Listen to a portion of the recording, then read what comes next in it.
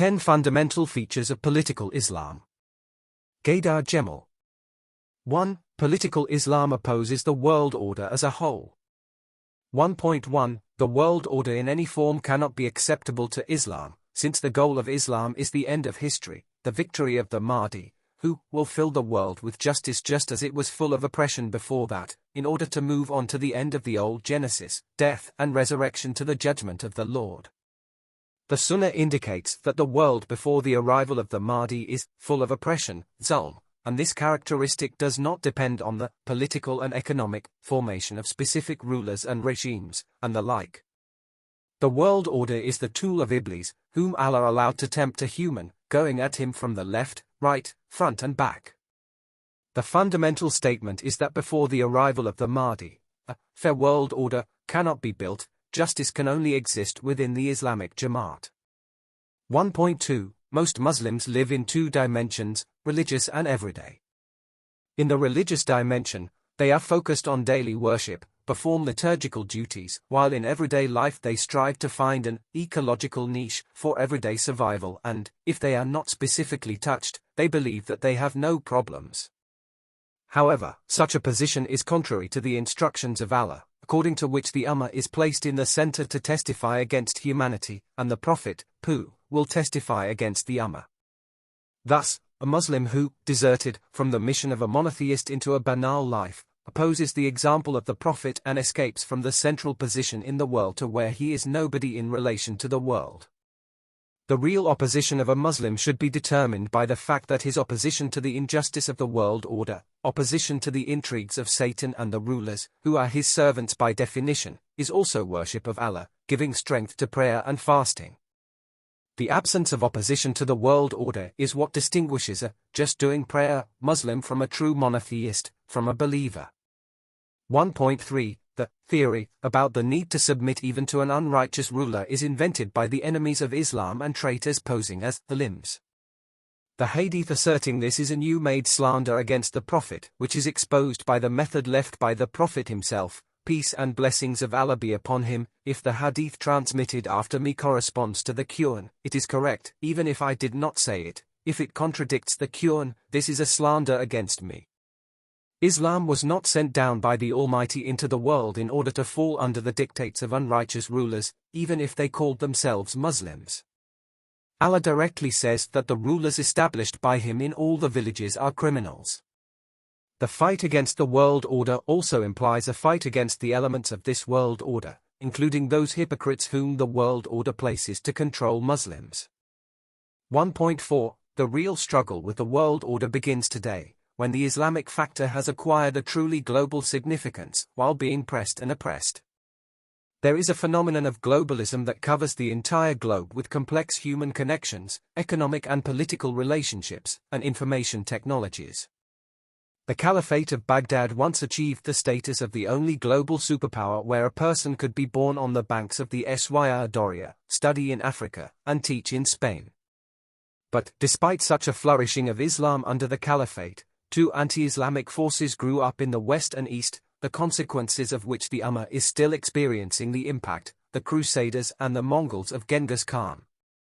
The Abbasids allowed Europe to resume the project of pagan Rome and become the main instrument of Satan in modern history. They also turned out to be unprepared for the pagan challenge from the depths of Eurasia, as a result of which a bureaucratic empire was created that dealt a severe blow to the spiritual and intellectual capabilities of the global Islamic community. Therefore, even in its best times, Islam was not such a global and central factor as it is now, being the object of hatred and persecution by the united forces of the world order. 1.5 World order is not a figurative expression, but a specific indication of the internal unity and continuity of those satanic forces that use the human factor and govern society. From the time of the pharaohs to the present day, the faces of the world order have changed, but the essence of the ruling classes and the very nature of power remains unchanged. Iblis organizes humanity in its fundamental characteristic, which is defined by the Almighty in the Quran. He created man from a drop, then at once he is a clear adversary. 16:4 Civilizations ruled by priests, clerics, are various forms of manifestation of the ideology of Iblis and exist in order to make it easier for his deputies on earth to manage humanity. The last step in the activation of satanic forces is the actual world government, which does not need legal formalization, which is essentially a committee for the meeting of the Dajjal. That is why Islam cannot be limited by the geographic boundaries of some civilizational space, by some specific countries. It is a global factor. Therefore, the task of political Islam is the creation of an alternative world government that is not tied to any part of the land, the unification of states or empires. 2. Political Islam sees Sharia as a means, not an aim. 2.1 Is Sharia a law? No, it is not the law. Because Sharia is the establishment of Allah to distinguish those who follow his path from the rest of mankind. Sharia is the dividing line between those who follow the flesh and those who have entered the straight path of Allah. But what is law? There are two types of laws in the life of mankind, and both of them are pagan and implement Satan's dictatorship over human beings. From the point of view of the pagans, law is an unchanging cosmic axis around which everything that exists revolves. The Brahmins in India call the law dharma, which means a vertical shaft or axis. They consider the observance of the dharma to be their task. This shows that the pagan law has a clerical origin, that is, it is established by a caste of priests, who indicate that these laws come from heaven. In liberal neo-pagan humanity, laws, according to the views of jurists, have as their source soil, which refers to ethnic roots that go deep into time and native territory. Muslims are well aware of what laws based on the soil are. These are adats, ethnic customs in the North Caucasus, which are a fundamental obstacle to Islam. Recently, the third type of laws has prevailed, those that are composed on the knee, in the interests of the oligarchs and the bureaucracy. However, all these kinds of laws represent the will of Taghat. They regulate the organization of a human in such a way that he is like Iblis, like a reflection in a mirror like the original. 2.2 Sharia aims to free a human from the slavish submission to Satan, to turn him from a reflection of Satan in the mirror into an independent entity who obeys only Allah. Sharia does not refer to the collective unconscious, as, for example, Roman law or the old tribal laws of the ancient Germans and Slavs. Sharia has nothing to do with soil. Sharia does not resort to magic, like the laws of the Hindus or the Babylonians, in order to make a human an operator of cosmic energies. This means that Sharia is not connected with heaven. Sharia refers directly to the consciousness of a human, that unique core of his personality which will die and be resurrected. The task of Sharia is to force this core of the personality, the inner human's I, not to sleep, but to stay awake while a human is in the nearer life. Thanks to this, all-round relationships are built between the brothers within the community. Sharia is the charter of the army in the campaign and battle. 2.3 Ordinary people obey the laws without thinking. These laws are an external force for them. As soon as the conditions of existence change, people, under the influence of the shock of a sharp change in the situation, completely forget about the laws. They break windows, rob, rape. Experience shows that a human, when the external compulsion to observe the law is removed from him, behaves in exactly the same way as a horse from which the saddle and bridle have been removed, or a dog that has broken its chain. For a very small number of people, some internal constraints remain that correct their behavior. For a Muslim, Sharia is an internal conscious attitude practiced through the exercise of the waking will. Naturally, this application requires knowledge and needs special people who can apply these theoretical Sharia provisions in solving problems, Qadi. However, the goal of the Sharia is to make Muslims a special unit, for which compliance with the internal charter is an effort of the waking consciousness, and not the result of external training and coercion. 2.4 Talk about a Sharia state actually hides the intention to strike at Sharia, because they turn Sharia into a product of a special bureaucratic organization that is alienated from the people, from the Jamaat. The state is Taghat. It should not exist in Islam, because it presupposes non-Islamic relations between people horizontally and non-Islamic relations between the ruling layer and the ruled, vertically. When one speaks of states in relation to antiquity and the Middle Ages, this is a terminological error, since by this they mean political society. The Egypt of the pharaohs was a political society where the pharaoh stood infinitely high above the ordinary peasant and addressed his people with the words, "I am your supreme lord."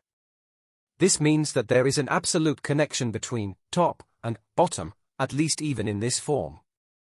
Islam cannot create such a political society because it is an organization overseen by someone whom Allah created from fire.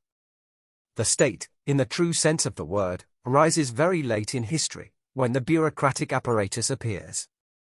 Under him, kings and presidents do not say to the people, "I am your supreme lord." There is no need for this, communication is interrupted. The ruler does not get meaning from the fact that he rules over his people, his meaning is to obey Satan directly. The people, too, cannot turn to the ruler through the head of the apparatus. The state breaks the ties between top and bottom. As a result, the rulers have to establish representative democracy in order to give the lower classes the illusion of feedback. Under the righteous Caliph Umar, a Muslim could enter his door with a sword and say that he would kill him if he went astray. Under the Abbasids, the caliphs covered their faces like with a hijab because they considered the Ummah unworthy to see their ruler. All talk about the Islamic State is based on the penetration of Taghut models and examples into the minds of Muslims. 2.5 In order to implement Sharia in practice, there is no need to alienate it and transfer control over it to a bureaucratic system sitting within certain geographical boundaries. To apply Sharia, a community of brothers is sufficient, which practices it in relations with each other and with the outside world, because this is its political will. This is its charter as a combat unit of the Army of Allah. The global network of Jamaats practicing Sharia is the practical formation of the class of those whom the Almighty has chosen to realize His plan. These are the chosen ones who oppose the elites of the world order. However, it should be remembered that the charter exists for the army so that it can fight and win without being a partisan gang. But the army does not exist for the charter. 3. Political Islam relies on the method and doctrine of political theology. 3.1 For 14 centuries, nothing appeared in the Islamic world that could be called Islamic ideology in the full sense. Shortly after leaving the Hijaz, the Arabs met with Greek philosophy, and Aristotle, poorly understood by them, occupied an inappropriately influential place in the minds of thinking Muslims. It got to the point that when the word teacher was said, everyone understood that it was about Aristotle. At the same time, the Arabs understood the meaning of the message of Aristotle so poorly that they attributed to him some texts of Plato and even the Neoplatonists. Greek thought contradicted the Quran in spirit and letter, but the Arabic-speaking philosophers did not understand this, and those who fought with them felt it, but could not prove it. Therefore, Aristotelian influence was abolished administratively through a ban.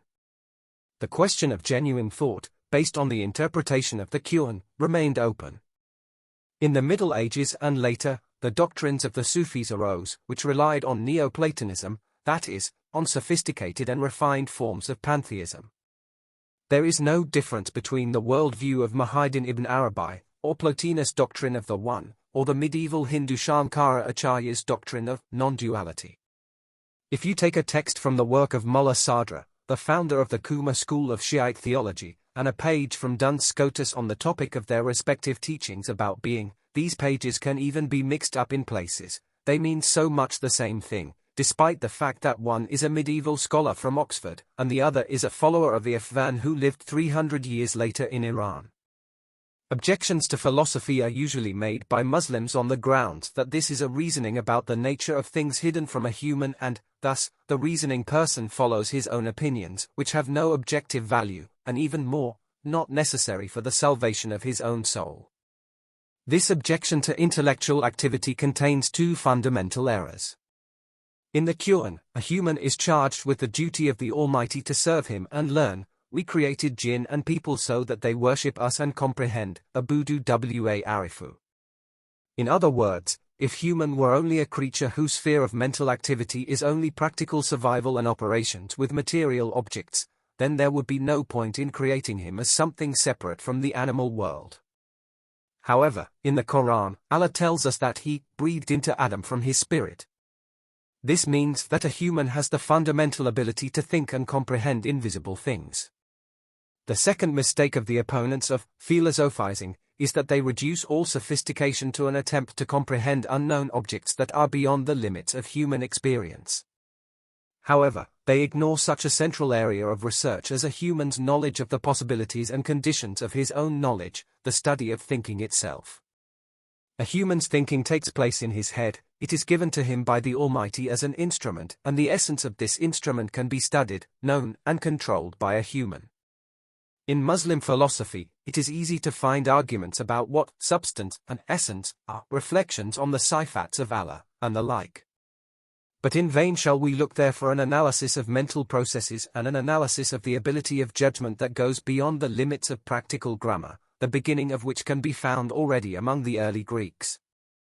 Political theology is based on the absolute and consistent application of Tawhid and on the method of Tawhid by which every word and verse of the Quran is analyzed. For so many, this principle seems to be taken for granted, because Muslims consider the observance of Tawhid to be obligatory and preceded by everything. However, a huge number of our brothers do not distinguish between Tawhid and Wahdat, which are directly opposite concepts. Wahdat is the unity from which follows the final identity between the Creator and the creature. Tawhid is the uniqueness of Allah, which has no analogues and similarities with anything and which opposes everything that exists. So the whole creation is ignorance of Allah until the moment when Allah reveals Himself to Adam, appointed by Him as a viceroy in the center of the universe.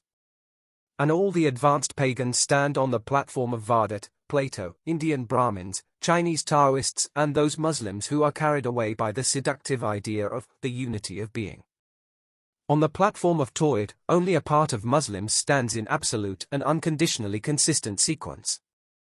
Allah, He is holy and great, providentially made Muslims ignorant for the time being, because this world was given by Him to Iblis as a test for believers.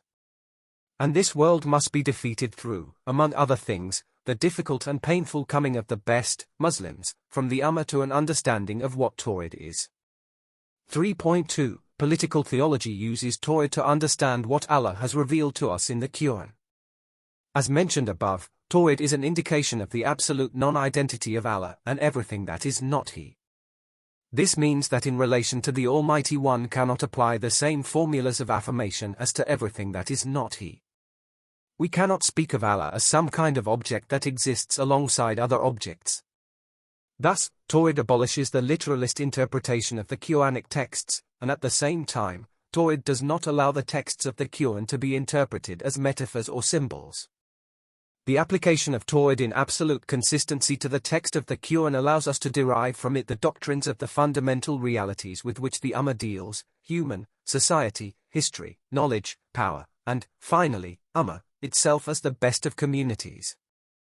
Political Islam needs a detailed and holistic understanding of these realities, since without a doctrinal description of them, it cannot formulate and set current tasks on the global political stage.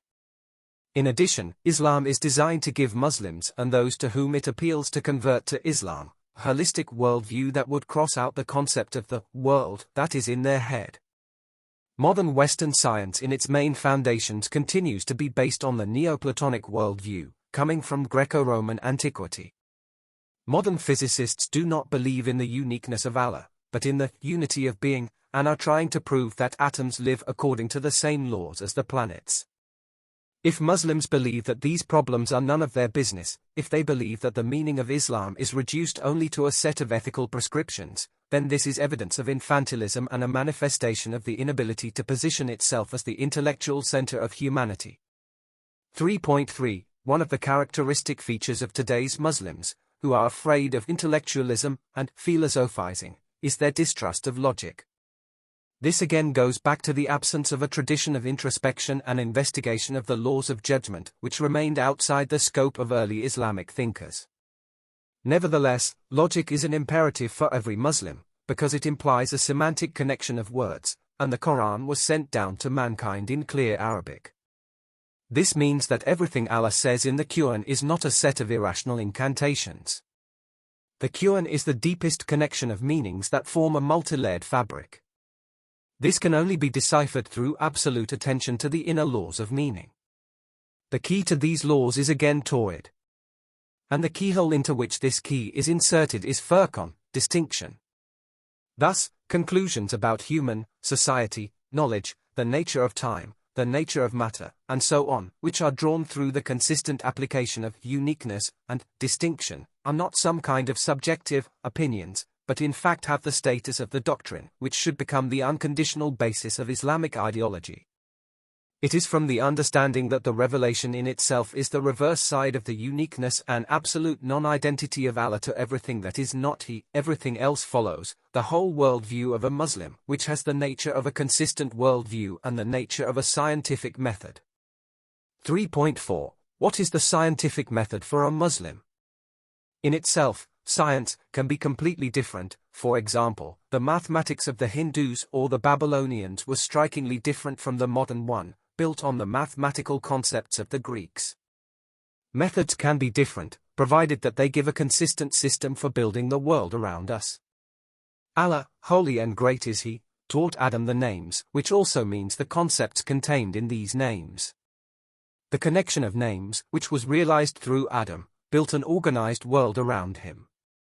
It is enough to look at people living today to see that they live in different worlds, described by different semantic connections.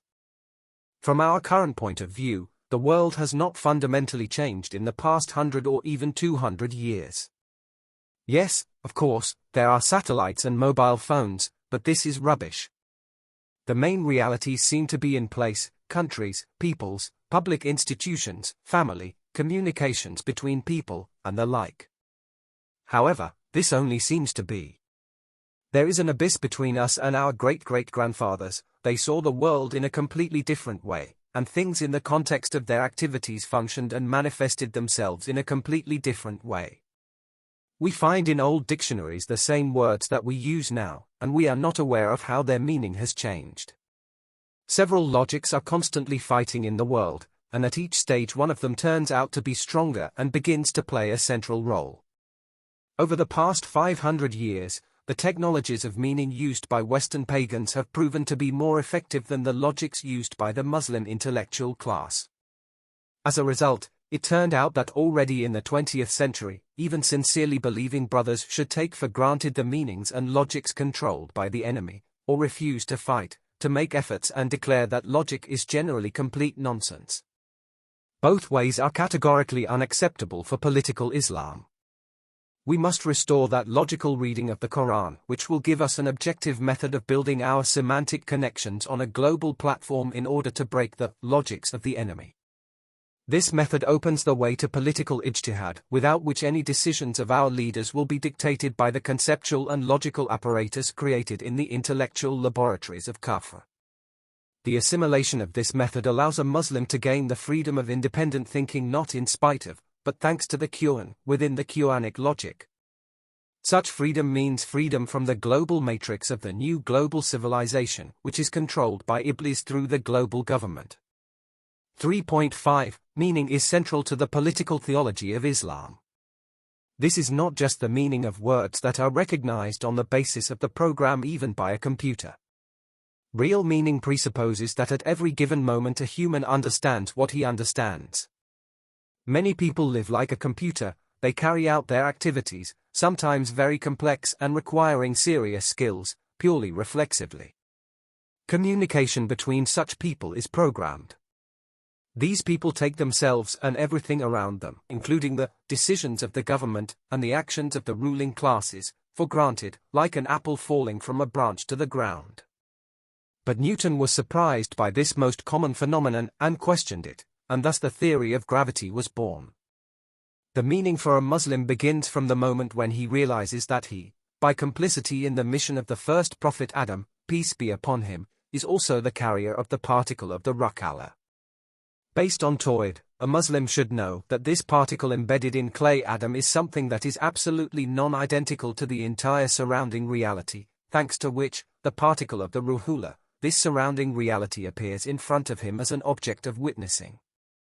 If in the heart of a human there were no participation of the Spirit of God, from which Allah gave to Adam peace be upon him, everything else around him would be a meaningless chaos, an endless haze of forms and formlessness. Only this spark of Ruhullah, which stops the sea of existence splashing around us with its otherness, is the meaning, and at the same time it is the witnessing consciousness, to which the revelations from Allah are addressed, brought down throughout history through the prophets. It is consciousness that testifies against everything that appears to it and surrounds it, and is the core and foundation of Islamic politics. Consciousness against being, the Spirit of God against Iblis. 4. Political Islam against clerics, Sufis, and Wahhabis. 4.1 The biggest misconception that occurs among some religious thinkers is the assertion that Islam is a natural religion, which supposedly is inherent in human. They say that a human in the course of his earthly existence tends to forget this natural religion, as it were, and therefore the Almighty sends prophets from time to time so that they simply remind people of what they already know from birth. Like, the soul appears knowing, but loses this knowledge, falling into the tenacious embrace of parents whose aqidah has already been distorted by previous experience and the impact on them, in turn, of already distorted ancestors. Turn your face towards religion like a Hanif. This is the innate quality with which Allah created human beings. The creation of Allah is not subject to change. This is the right faith, but most people do not know it. Quran 30:30. Almighty Allah brings down in this verse an indication that a human was created in a certain way, and loyalty to monotheism requires a Muslim to resist any distortions of this nature, which is imposed on people by certain civilizational models. These distortions include everything from tattoos and piercings to homosexuality and other similar things that damage the human archetype or, in other words, the model on which a human is created. In this case, we are talking about the fact that a direct or genuine law, true practice, preserves the material sample of a human from deformation. The Messenger of Allah, peace and blessings of Allah be upon him, said, "Every baby is born only in his natural state, fitra, and, after that, his parents make him a Jew, a Christian, or a fire worshipper." In the same way, animals are born whole, and not mutilated. Can you find among them someone with an ear cut off? Comparison with animals that appear whole emphasizes that we are talking about the preservation of the nature given during creation, that the religion of the direct path protects the spiritual and physical structure of a natural human. However, it is wrong to reinterpret this verse and this hadith and draw from it the conclusion that a human is born a Muslim, because being a Muslim is a conscious matter and the practice of worship does not correspond to unintelligent children, but already to those who are able to understand what they are doing.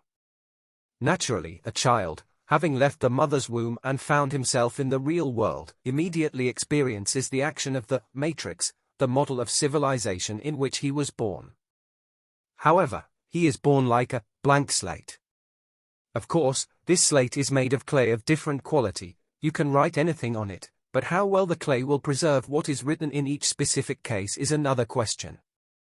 In fact, the idea that children are born ready to bear religion is a favorite thought of clerics, and this is not only about the Islamic clergy, exactly the same idea is present, for example, in Christianity.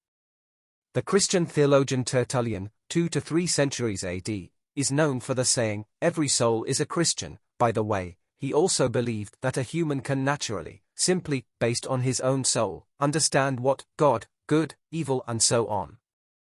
In fact, the natural inclinations of a human lead him to paganism. A human left to himself is prone to dependence on his senses and is like wax in the hands of tribal shamans and sorcerers. They form his worldview because they have on a personal level energies and psychic abilities that go beyond the understanding and imitation of ordinary people. Historically, or prehistorically, the clergy arose from that part of the most ancient population which most actively resisted the prophets since Adam, peace be upon him.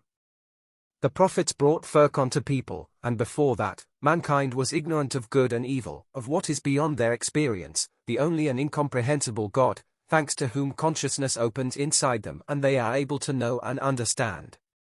For people, Furqan became a painful burden after they previously existed in the state of Vardhat, being in the world of bliss, just as the fetus is in the womb.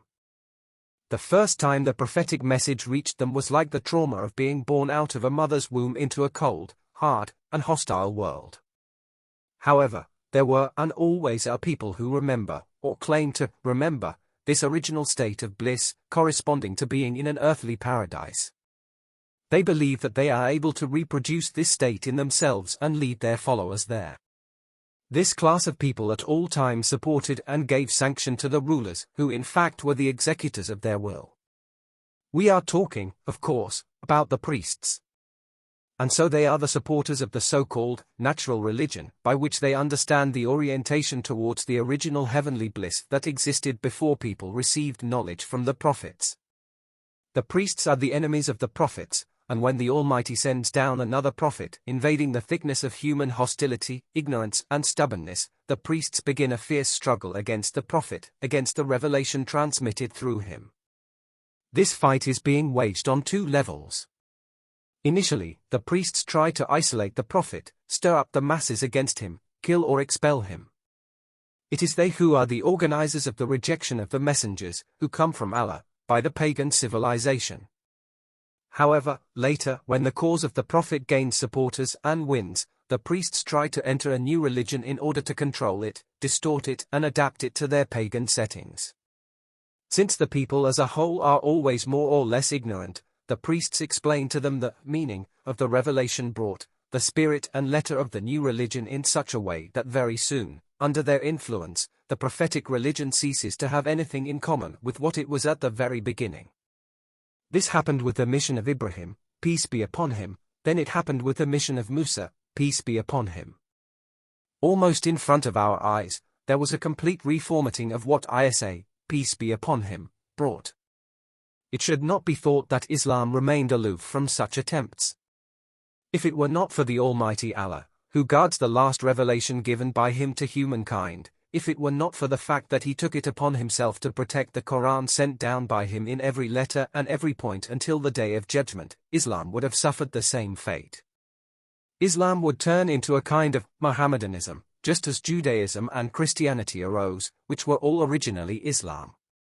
The clergy of all religions find a common language with each other, because their roots, the very meaning of their existence, are in one source. Unenlightened humanity before Adam, peace be upon him, was sent to it, humanity that was in a state of blissful non-distinguishing of itself from the environment.